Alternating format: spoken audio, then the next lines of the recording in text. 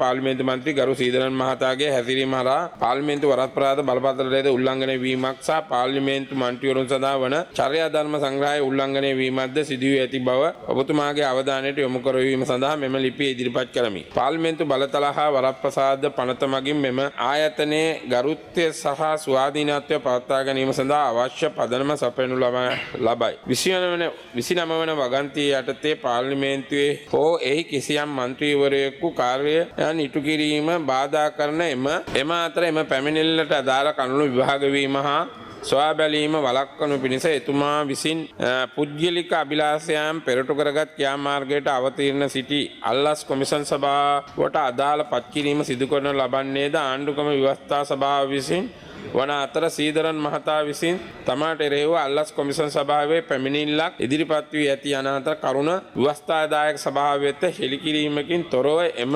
සභාවෙන් සිදු කරන පත්වීම සඳහා සිය ඡන්දය භාවිතා කරමින් සිටී. ආණ්ඩුක්‍රම ව්‍යවස්ථා සභාව පාර්ලිමේන්තු යටතේ පාලනය වන ආයතනයක් නොවන්නේ නමුදු එහිදී පාර්ලිමේන්තු මන්ත්‍රීවරු සඳහා වන චර්යා ධර්ම සංග්‍රහය එතුමා වෙත අදාළ වනුයේ එතුමා අදාළ සභා නියෝජනය කරනුයේද සුළු පක්ෂ නියෝජනය කරන පාර්ලිමේන්තු මන්ත්‍රීවරයෙකු වෙත ලබා දෙන ව්‍යවස්ථාපිත ප්‍රතිපාදනය අනුවට වීම හේතුවනි. පෙරකී චර්යා ධර්ම සංග්‍රහය 7 වන වගන්තිය අනුව මන්ත්‍රීවරයා තීරණය කර ගැනීමේදී මහජනයාපත උදෙසා ක්‍රියා කළ යුතු අතර මූල්‍ය හෝ පුද්ගලික ප්‍රතිලාභ උදෙසා කටයුතු කිරීමෙන් වැළකී බාහිර බලපෑමෙන් තොරව වෙමින් පොදු රාජකාරී මුළුමනින්ම කුසලතා මත සිදු කරන බව සහතික කළ යුතු අතර ඒ බැඳී සිටින්නේ මහජන විමර්ශනය විවෘත විය යුතු යන අවශ්‍යතාවයට හා විවිධානයට පටහැනි අයුරින් එතුමා විසින් කටයුතු කරමින්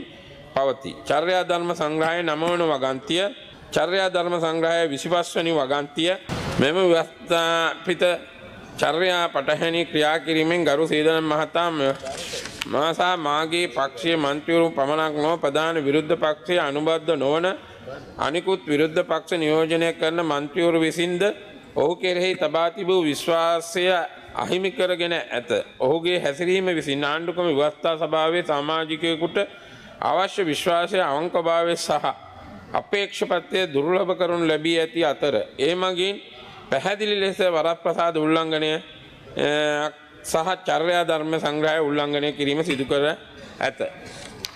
ගරු කතානායකතුමනි, වරප්‍රසාද ප්‍රශ්නය වරප්‍රසාද කමිටුවට ඉදිරිපත් කිරීම සඳහා ඔබතුමා ඊයේ ප්‍රතික්ෂේප කළා. අද ඔබතුමා කිව්වා නිශ්චිතව අපිට ඉදිරිපත් කරන්න කියලා. ඒ අනුව අපි ඉදිරිපත් කළා. ඔබතුමා ඊයේ ඉදිරිපත් කරපු කාරණාවෙන්දී ලබා දුන්නේ එකේ අඩුපාඩුකම් තිබුණා. ඒකයි නැවත ලබා දුන්නේ. ඔබතුමා දැන් අද ඒ අදාළ නිශ්චිත කාරණාව සඳහන් කරලා තියෙනවා. ඒ අනුව ගරු චාමර සම්පත් දසනායක මහතා විසින් මතු කරන ලද මේ වරප්‍රසාද ප්‍රශ්නය තුළින් වරප්‍රසාද කඩවීම සිදුවී තිබේද යන්න ඒ පිළිබඳ අධ්‍යයනය කිරීමෙන් අනතුරු තීරණය කරනු ලබන බව දැන් සභාවට දැනීමට කැමැතියි.